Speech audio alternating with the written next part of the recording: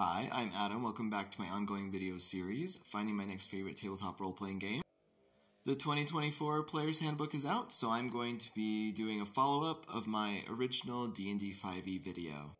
Props to them, the bioessentialism that was present in their playtest document has been tamped down.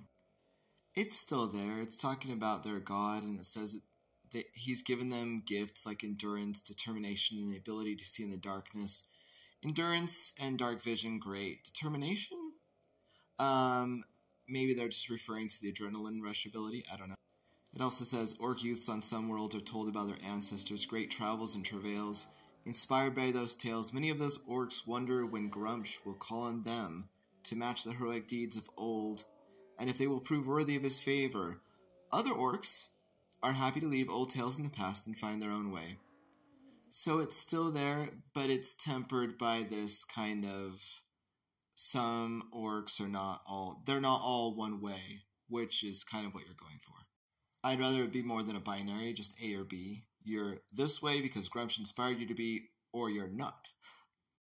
But initiative is still there, so you have this building tension scene, and then you have to say roll initiative and record those scores. I think initiative could be done away with somehow, but there are lots of ways, and they still have this.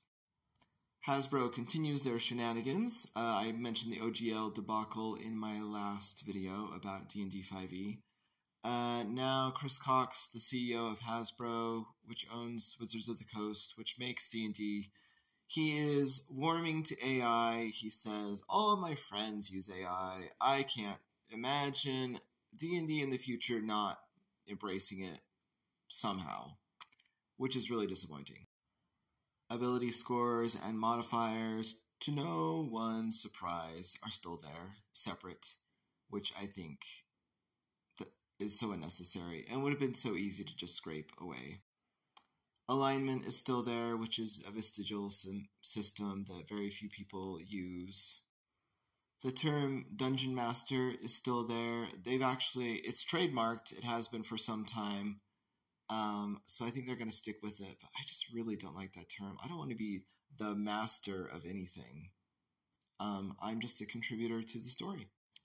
DMs still roll just as much as they always did, which I think is something that the players can do more, leaving the DM to do all the other things that they need to do. There have been no great strides to make battle feel anything more like whittling down a stat block.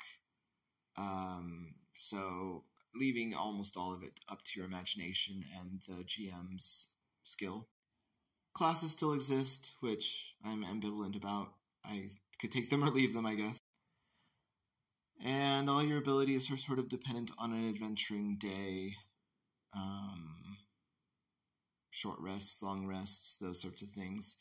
So nothing's really changed. D&D 5th edition is what it promised to be in the playtest documents. However, if you're still going to play D&D 5th edition, and I know there are tons of you out there, then check this out. You might be interested in Subclasses Revivified, which I edited. It's 69 subclasses updated for 2024. So you know how each class only had 4 subclasses in the new Player's Handbook? Well, the 69 that were left behind have been updated. The team was awesome. Look at these names. Many of them, the vast majority of them, have done subclasses before, published, and earned medals on the Dungeon Masters Guild and elsewhere. We've taken all the subclasses that Wizards of the Coast left behind, and we've updated them using the new terms, game language, everything that makes them identical in style and format to the 2024 Player's Handbook. Each one has their own unique piece of art. And this can all be found on the Dungeon Masters Guild. Just look up Subclasses Revivified and check this out if you are all interested in playing D&D 5th edition.